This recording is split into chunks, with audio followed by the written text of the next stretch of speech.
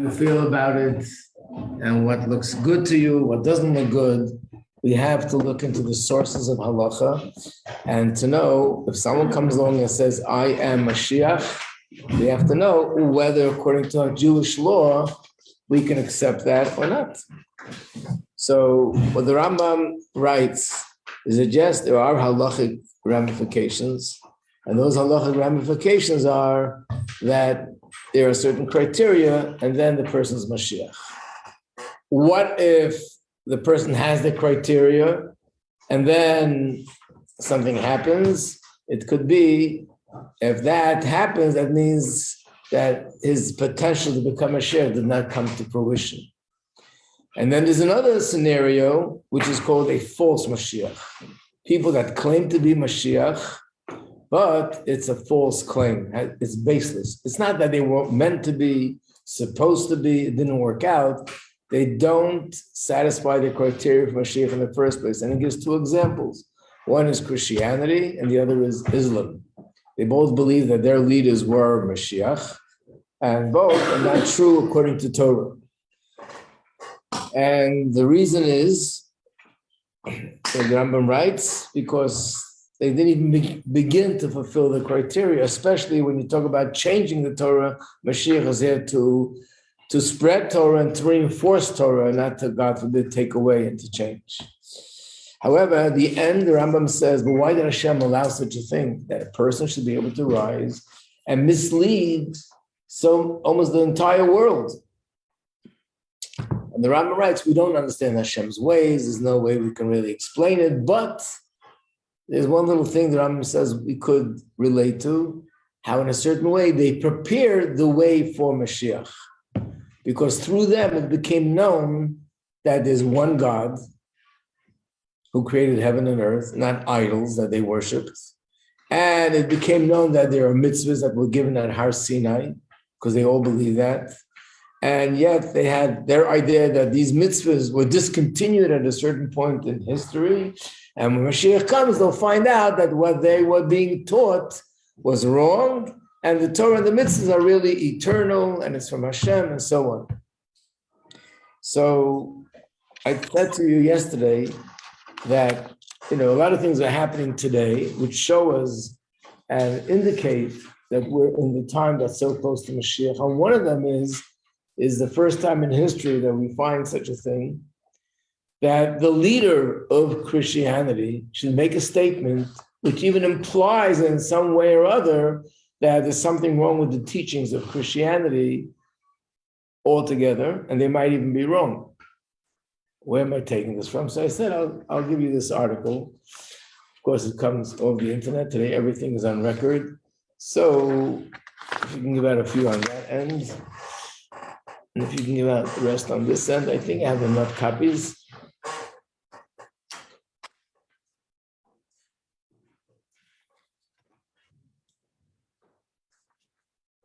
I'm not going to read the whole article because you can all read English. You can read it later yourself.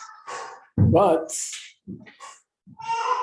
I just want to point out a few things which makes it clear what was happening.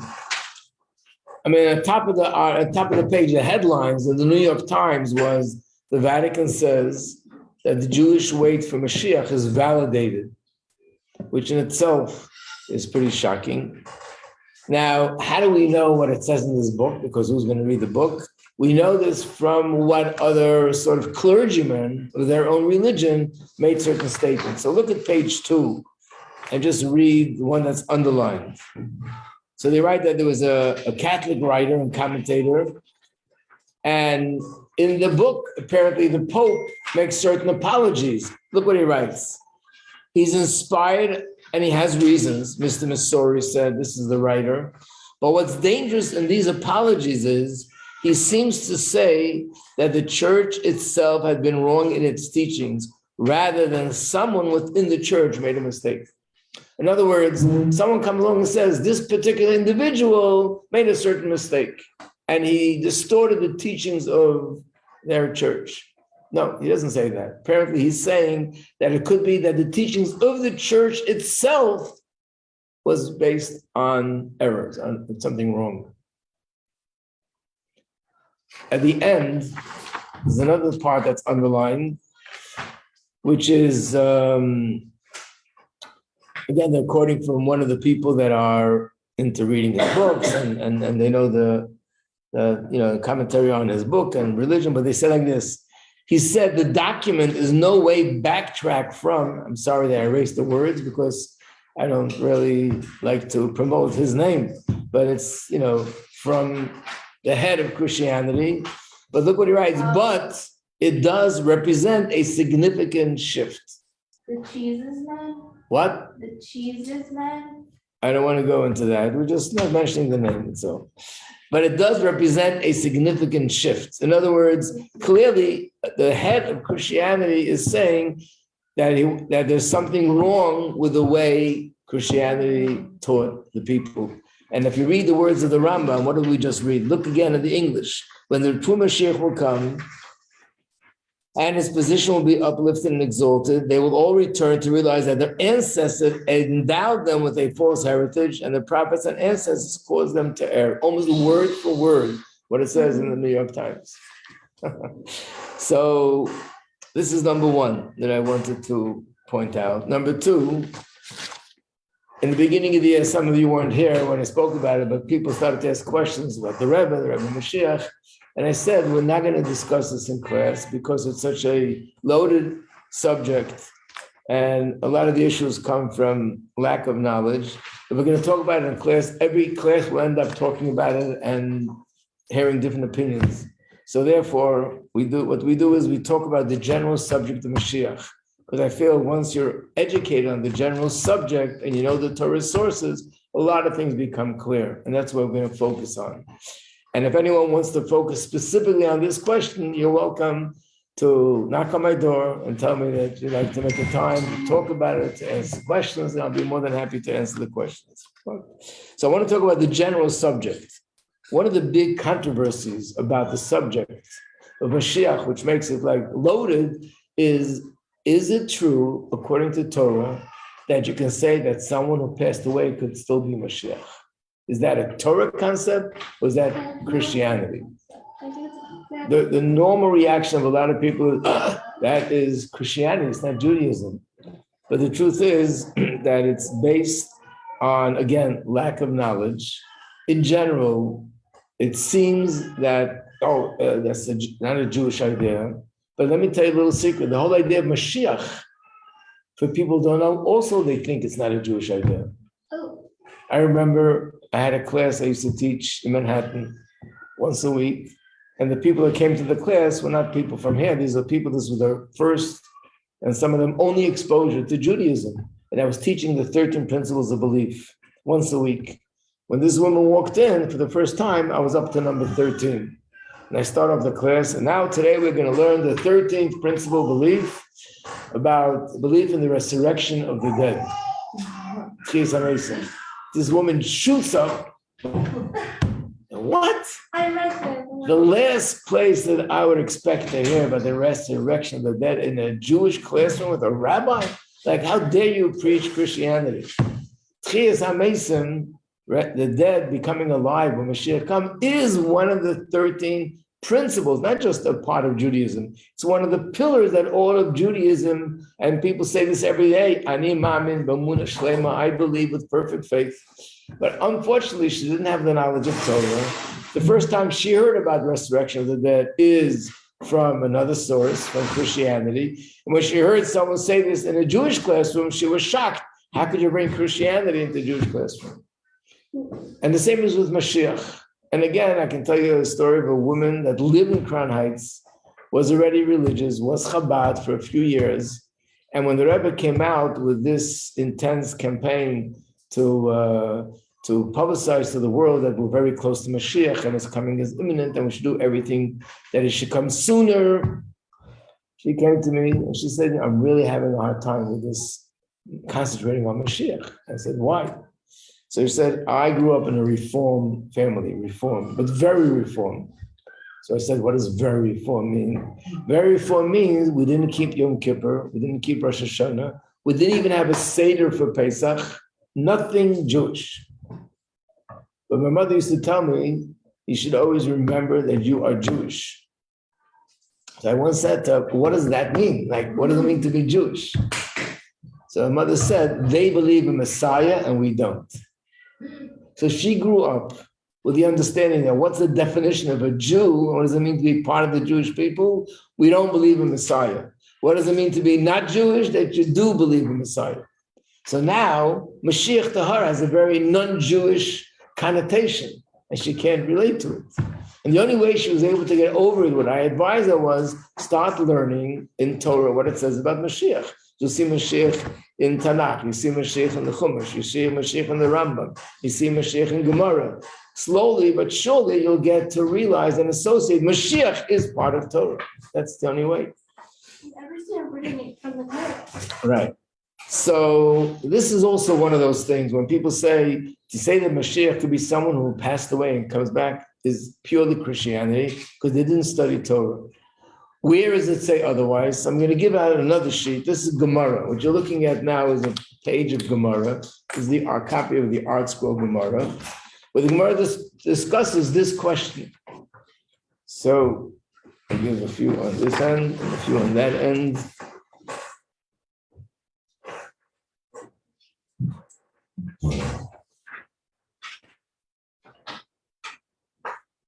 This is a tractate called Sanhedrin.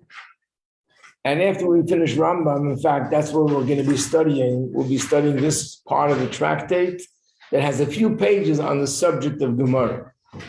So a lot of the things that we know about Mashiach comes from Gemara, from this tractate. But this is just one little piece. Let's look at the top of the page that's underlined. Reb Nachman said, Reb Nachman is one of the sages, and he said like this, if Mashiach is amongst those that are living, then he's someone like me. As it says, their prince shall be one of their own, and their ruler shall emerge from their midst. What does it mean? It means, the way I'm talking about how the commentaries explain that, it means that Mashiach will be someone who was already a leader before, and then he'll become the leader of the whole Jewish nation and lead them out of exile. But look at the words. The first words are, if he's among those that are living, which clearly means it could be possible that it's someone who lived in the past and come back. The next paragraph says it more clearly. Omar Rav, Rav said, and Rav was the greatest Torah scholar in his generation. He said like this, if Mashiach is among those that are living, then it's Rabbeinu HaKadosh. That was a certain rabbi who was the leader of the generation, Rabbeinu HaKadosh. If he's among that passed away, then it's Daniel, the great beloved one by Hashem. In other words, what he's saying is, there's two possibilities. It could be someone who is alive now. It could be someone who lived before and is coming back to life. If it's someone who's alive now, then who is Mashiach? Rabbi Yehuda Hanassi, Rabbeinu HaKadosh. If it's someone who lived before, then his opinion is that it's Daniel. Look at the bottom, which is the commentary of the publisher, but these are also rabbis that put this together. If you look, there's no one here, no commentary anywhere that says, how could you say such a thing? This is not a Jewish idea. It says, if the Mashiach is currently alive, it's certainly Rebbe. So then they write that there's a commentary called Abarbanel, a very famous commentator on Torah, explains that it's possible for Mashiach to be amongst those that are resurrected. In other words, clearly, we all believe that there'll come a time where all those that passed away will come back alive. Mashiach himself could be someone who passed away, will come back alive, and then he could be Mashiach. So regarding this question, when it comes to the question of the head of Christianity, why he wasn't Mashiach, and people say, he wasn't Mashiach because he died. That's not true. Dying is not something that disqualifies someone from being Mashiach.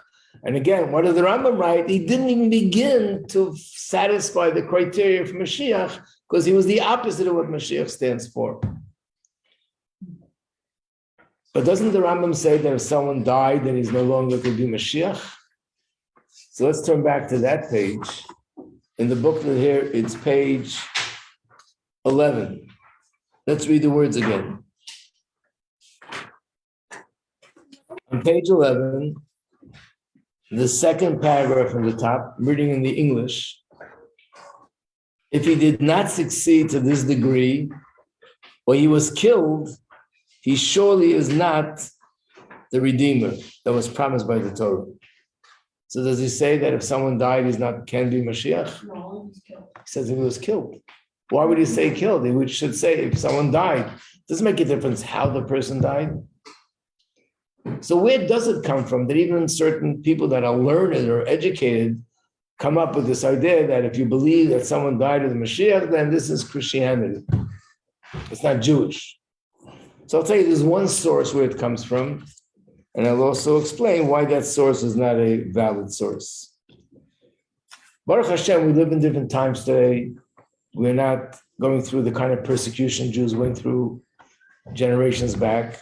One of the things the Jews had to put up with, they lived in countries which either controlled by Christians or controlled by the leaders, and then the government were under the influence of Islam. And the Jews were very restricted and had all sorts of issues. One of the issues was sometimes they would force the Jews to have debates, to debate which religion is the true religion. One of the people who was involved in this debate was someone called the Ramban. Ramban is a very famous commentator on Torah. In fact, those chumashim that print the most major known commentaries, he's one of those that are there, Ramban. He's known as Nachmanides. You all know the name Maimonides, and he's Nachmanides because it's the same name. He was Moshe ben Maimon, and he was Moshe ben Nachman. So he had to have these debates. At one of these debates, they presented him with this question. Now, who's sitting there? The king, who's under the influence of the Catholic priests and the Christians, their priests. And now he's standing there and asking him, why don't the Jews accept that person as Mashiach? And his answer was that there was someone we also believed to be Mashiach. His name was Bar Kokhba. He was killed by the Romans. And after that, we said he can no longer be Mashiach. So therefore, we don't accept him according to Torah as Mashiach. So they derive from this that if someone dies, he can no longer be Mashiach.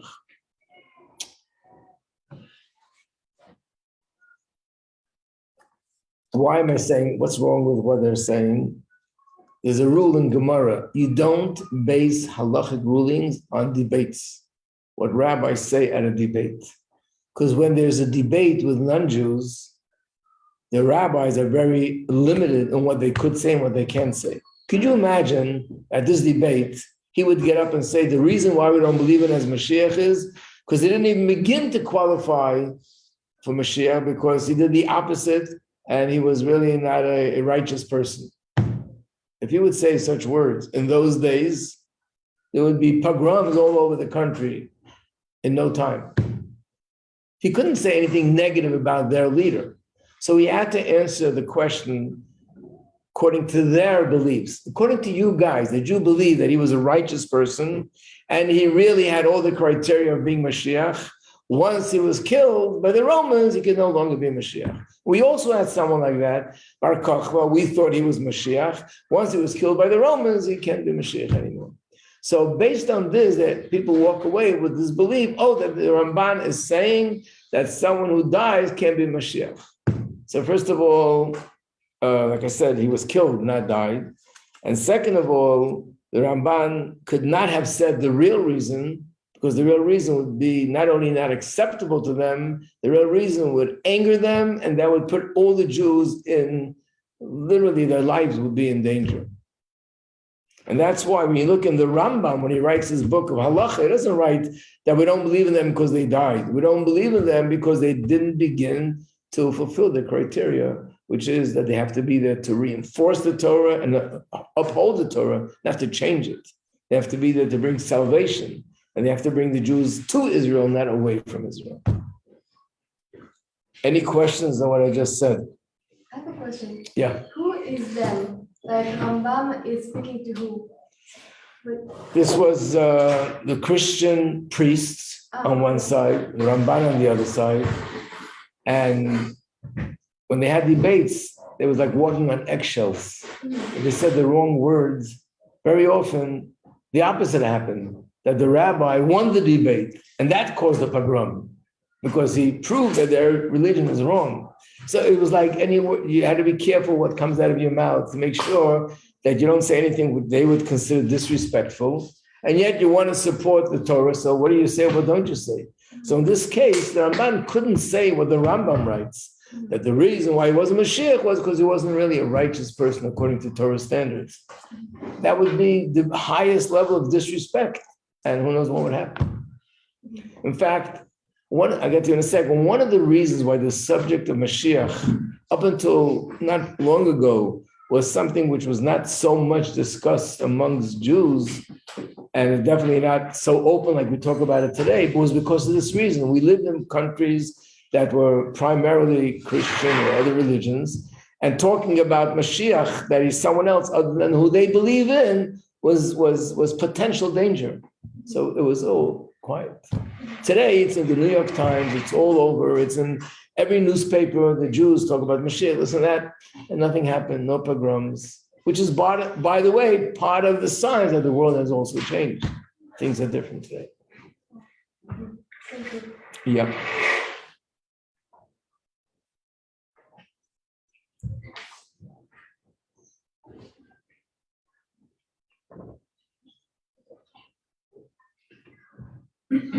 Yeah, so Mashiach is a subject that in order to have it straight, it's important just to learn the sources of Torah, to know what's right and what's wrong.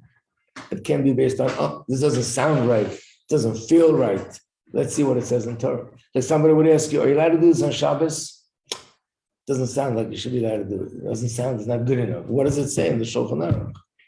Is this food kosher? It tastes good. I think it should be okay. No, I gotta look in the Shulchan Aruch. Is this okay or not? Okay. Now another thing which I would like to do. Oh,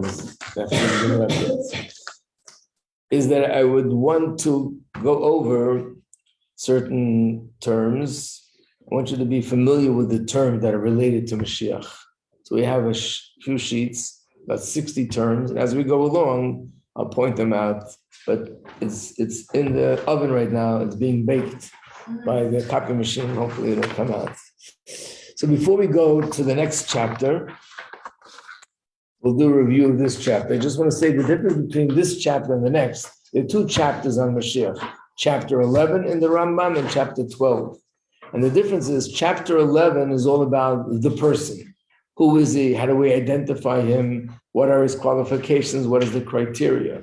Chapter 12 is more about the era, the time. What will happen in that time? What will change? What will not change? What will things be like? Wow, miracle. I just said the word and it comes up.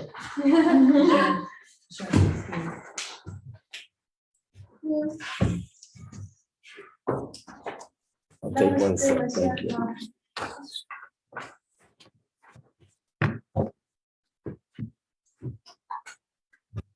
So you have here a list of 56 words, terms, expressions that relate to Mashiach.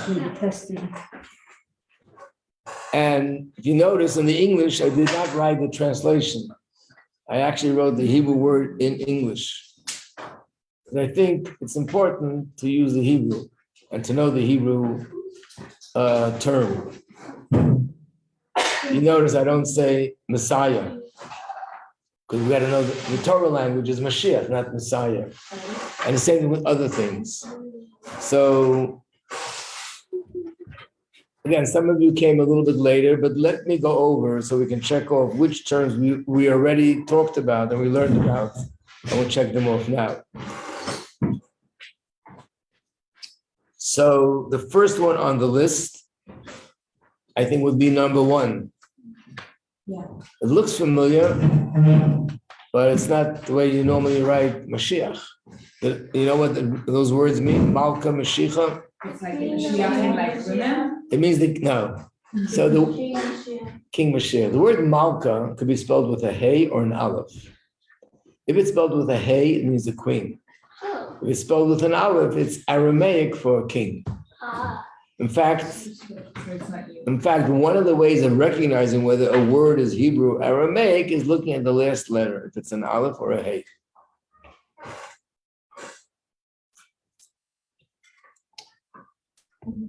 Another term which we already learned about is number 5, kibbutz golius.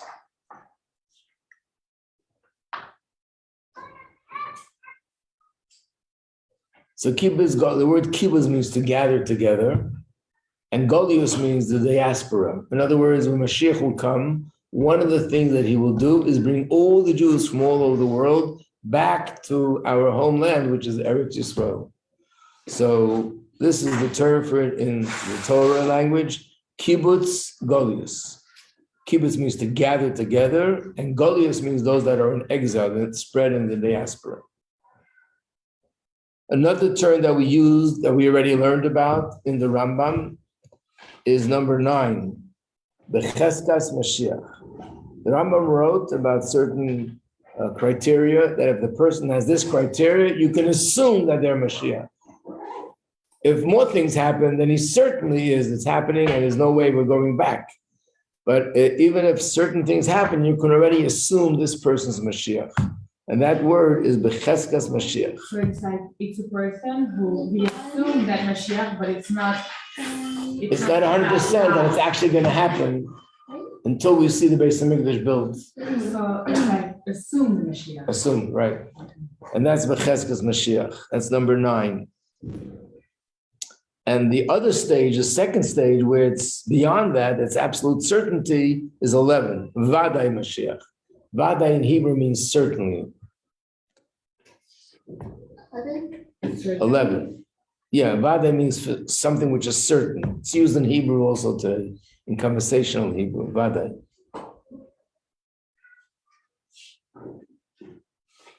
Now, number 10 is also something which we learned about. It's another one with the criteria of Mashiach. Do you remember what it is? Yaakov Kol Yisrael. So Yaakov means he will compel all of Israel. There's more to it, but this is the way it's quoted because this represents the whole quote. He will compel all of Israel to learn Torah and observe mitzvahs. One of the signs of Mashiach is he'll be engaged in bringing Jews to Torah and to mitzvahs. The word Yaakov means compel. It doesn't mean he'll use a gun or a stick to force everybody to mitzvahs. You can also compel people by teaching, by learning, by explaining in a way that they will feel that this is the right thing to do. And that's what Mashiach's, and one of the things which will be a sign that this is the person. Let me see if there's anything else we already covered. Okay, 16 and 17 we covered. Looked at 16 and 17.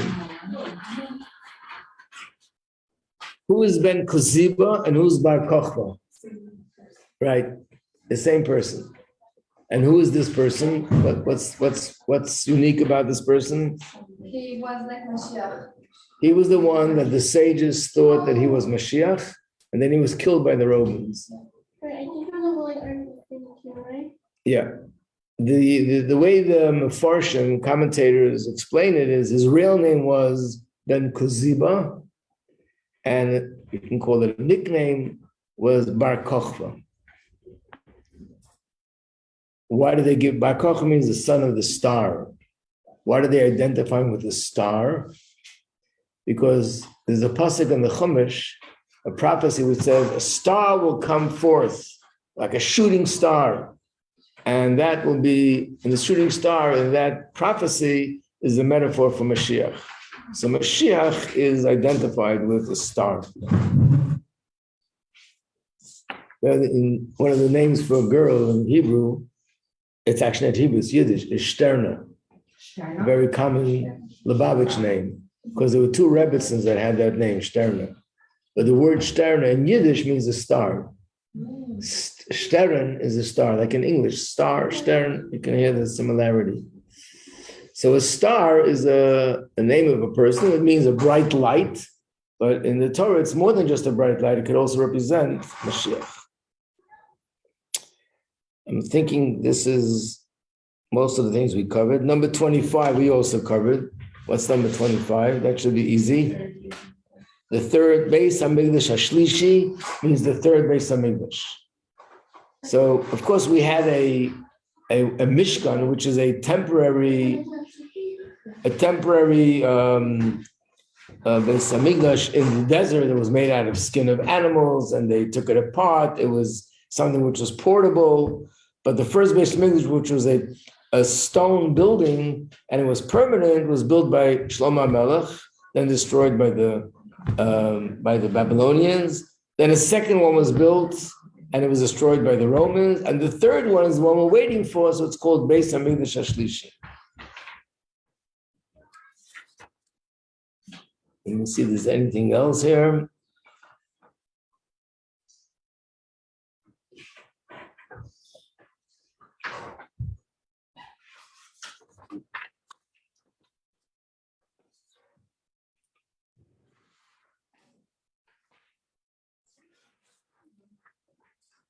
Yep, everything else we still have to learn.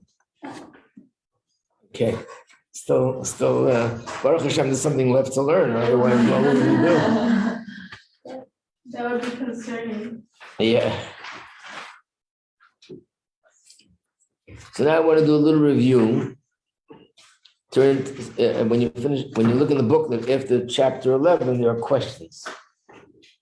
Let's do this together. Why are the laws pertaining to Mashiach part of the laws of kings? At the end, because he's going to come from the line of David. What? Because he's coming from the line of David. Right. In other words, it should be clear that when we think of Mashiach, it's something so phenomenal that we don't put him in any kind of category. This is something super exceptional, Mashiach. But the truth is, not really. He is a king, and all the laws that pertain to kings pertain to him. So what's the answer? For example, what? So what's the answer? The answer is because Mashiach falls under the categories of all the laws of kings, which means all the laws that apply to all kings apply to Mashiach as well. For example, this thing that we said that there were false Mashiachs, and they changed things in Torah. One of them was an infamous person called Shabtai Tzvi. There's a lot of history about what exactly happened, but generally speaking, he was someone who studied Kabbalah, taught Kabbalah. In those days, Kabbalah was very new. He lived about, how many years ago? He lived about a little bit less than 400 years ago. He lived in Greece, and he was very charismatic and very powerful, and he had a lot of followers. And then he told them one day that he's a Mashiach, which sounds exciting, but he started to do things which were prohibited according to Torah. First, he started eating certain food which was prohibited. When they asked him, how are you able to do that? He said, I'm Mashiach, and it's a deep mystical secret. Then he violated Shabbos. How did you do that? There's a deep mystical secret, and I'm Mashiach. And then, ultimately, something terrible happened, which was terrible, and it was actually very good. And that is that the king arrested him because he said that he's becoming the new king, and the king of Turkey is going to take a crown off his head and put it on his head. So that's open rebellion. So they arrested him, and they had a trial, and they ruled that he's going to be executed because he's going to declare himself as a king. Before they executed him, said, there's one way you can save your life is if you will convert to Islam. So he converted. When they asked him, how could you convert to Islam? You're supposed to be Mashiach. And he answered, this is a very deep mystical secret. But the good news was when he did that, that's when they realized that he's a fake and he's not really true. And unfortunately, they say about 200 people followed him and they also converted to Islam. But you can imagine after such an incident how people were afraid to touch the subject of Mashiach because it was like a trauma. What do they call it? PST, post-traumatic stress disorder. Right. They were so traumatized by this that people were afraid even to talk about the subject of Mashiach. And that's why when the Baal Shem Tov came with Chassidus, they go, oh, there it goes again. And there was such opposition against Chassidus. They thought this is a continuation. But the truth of the matter is that a king, there's no such thing in Judaism, even a king is governed by the laws of Torah. And the greatest king, the most powerful king, he can perform miracles. If he comes along and says not to follow Torah, he's disqualified. So that's why we're saying Mashiach is not just a new creation. He falls under the category of Torah. In which category? He's one of the kings, like all kings. And he's superior to all the other kings, but he's still guided by the laws of Torah. And therefore, any law that applies to a king is not allowed to do this, or a king must do that, those laws apply to him. He's also restricted by the laws of Torah. Number two, why can't Mashiach be a woman? So here's one of the examples. The halacha is that a woman could be a queen, but not a king. It's based on the pasuk in the Chumash, where it says that for a king, it should be masculine, not feminine. So therefore, if a king can only be a woman, the Mashiach can only be a man, the Mashiach can also be a man. We're not explaining the reason why, we're just explaining the fact that this falls under the category of kings. Yeah. But there is a Mrs. Moshiach, right? Like, So she's the queen. yeah, Wow. What? she's like, So someone's husband's gonna be the Mashiach. yeah. Right. David HaMelech was an amazing king. His wife wasn't the king, but she was the How do queen. we say Mashiach? How do we say it? She, I think Hannah wants to say Mrs. Mashiach. Mrs. Mashiach? You know, Mr. and Mrs. Mashiach. in America, when you speak to the president, Mr. President. So what do they call her? They call her the first lady, but they don't say Mrs. President, you know. I like the term though. I like Mrs. Moshiach. Yeah. Right? Actually, someone living in Crown Heights, her name is Mrs. I Mashiach. know, but I feel like it's also nice, like. Her last name is Mashiach. Oh, Inspi- Inspired the communities, they use the name Mashiach a lot. Children are named Mrs. Mashiach. Mashiach Madai. What? Mrs. Mashiach Madai. No, I don't know the name, but that's the name Mashiach.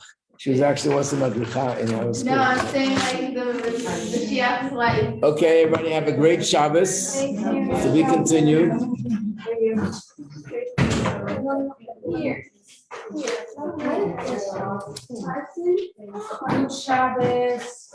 Good Shabbos, Carly. Good Shabbos. So you're on the girlfriend, right? Huh? No. Where you are? I'm going to Grover on Sunday. Oh. I have a bar mitzvah. It's yours. I'm gonna have a bar mitzvah, yeah. Thank you. You're all invited, by the way. What number son is this? What number son is this? What number? Number son is this that's having a bar mitzvah? How many children do you have? I don't even know anymore. You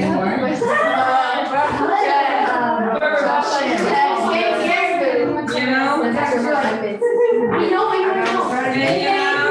You know? That's sweet. Leave me alone. Okay. No, I'm joking, never. I don't shut up. Yeah, I thought it was going to be something. My life wouldn't be the same.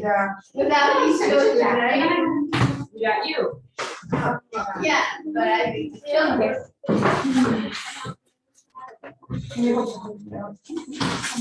I kind of when I get home. I'm also very nervous that someone's gonna have laundry go after, and I will be able to. What's up, friend? What are you doing after school? It's only going to be the same problem on Sunday. It's not like nobody's gonna have laundry. What are you doing? And it doesn't work that. I have to wait for my friend. I don't want to. It's not worth it. Thankfully, no, mine was really long.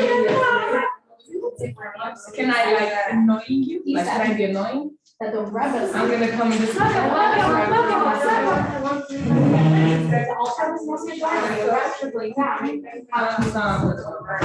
also said that. Whatever. Or like on his okay, but better. And let's say another. Maybe. But for like has different. 10 minutes because I made Maybe my some rabbits.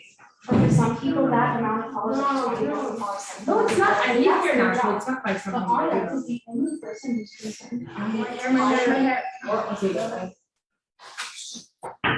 So where are we going? I don't know what it Where is. was it? So I brought it up, I was like, okay, my first is probably Mark Johnson, and be like, oh, what about like Rob Johnson's house? Or what about like the distraction started? And can you write like who asked like Some people have like That's teachings easy. and also they have that affected people all over the world too. And he said that's true, there are people that have accomplished themselves all over the world. They didn't take responsibility for everyone. My road is better than yours. It's what's your reputation versus my reputation. My reputation responsibility for the world. That just makes it yours. Not saying he's better. I'm not telling you he's better. I'm like saying that that's our reason, that's the answer. Nice. But yeah, how was your potato? It's not warm anymore? And then I wanna It is? clarify with Rabbi Hinoka, really like what happens over there, is she uses the glass. So Oh, no, you're right. in her time, I do, but- her homework time. So she But we are about home, so- Basically, and she uses a glass stovetop to cook her food. And I don't think Glass. that's so kosher. A glass stovetop that was already used for a wedding, I don't think you can kosher that. I think once it's like. Yeah, really but also strict- on the other hand, glass on a certain level, depending on which kind, could also not be kosher, so. Right, there's a lot of opinions. Yeah. So. So like, Exactly, so and I also think the it's something fact that is has to that be known. the What's the stovetop always facade? is heated and be kosher. Like So- literally. Right, like where are you supposed to Because of the do it? color. Exactly. There's so many opinions. Dude, Just glass Okay, stovetop. so you don't need to worry about her contract, but maybe. Connie. I'm gonna go over ever again. Remember my, I went to my brother's in Florida and it was the weirdest experience ever. No, I First of all, here for shopping. eating OUD is They're not totally hot. not straight. No, she's not hot at all. Sometimes they're here, sometimes they're But I grew up in, well, thank you for that. Oh, is that on?